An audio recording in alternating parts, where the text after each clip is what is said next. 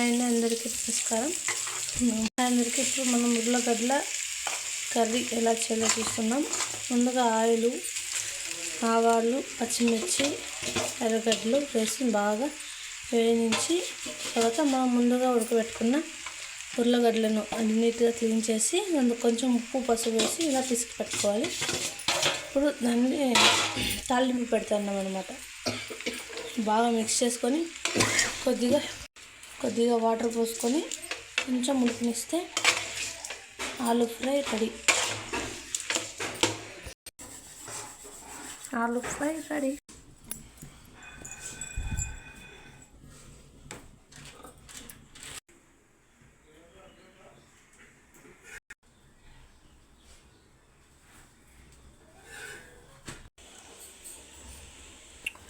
ఇలా మనము రెండు వైపులా బాగా ఆయిల్ వేసి కాల్చుకున్నామంటే చాలా బాగుంటుంది.